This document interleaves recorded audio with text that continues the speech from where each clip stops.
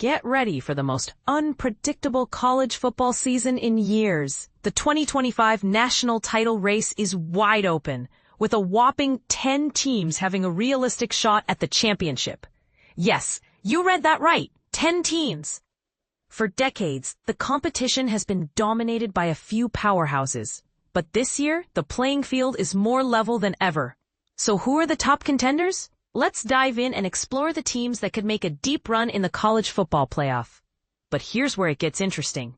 The preseason polls are out, and the top two teams, Texas and Penn State, are separated by just 5 points.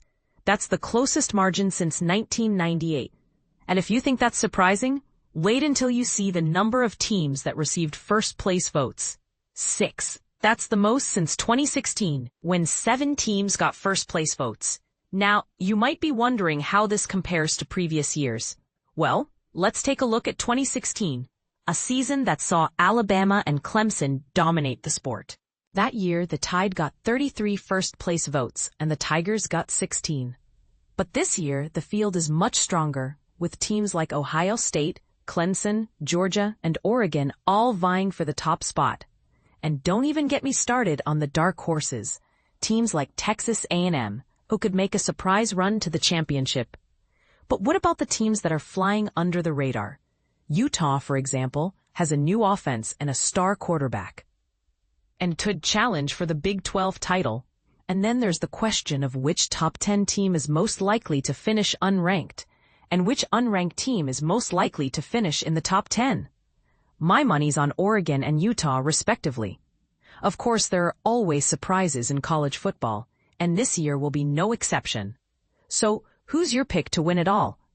Do you think Texas can live up to the hype? Or will Penn State pull off the upset? Let us know in the comments. And this is the part most people miss. The group of 5 teams that could make a run to the playoff. Boise State, Tulane, and James Madison are all contenders and could potentially crash the party. But what about the preseason top 25? Should it be viewed as an expectation of where teams are in week 1 or where they'll be by season's end? That's a question for the ages, and one that sparks a lot of debate among college football fans. Some voters treat their preseason ballot as a starting point, while others try to predict how teams will perform over the course of the season. And then there's the hypothetical scenario. What if a team goes 0-10 over its first 10 games, but then beats the 11th ranked team by 21 points? Should they be ranked number 11? Should they even be ranked at all? These are the kinds of questions that make college football so fascinating. And this year's season is shaping up to be one for the ages. So buckle up, folks, and get ready for the wild ride that is the 2025 college football season.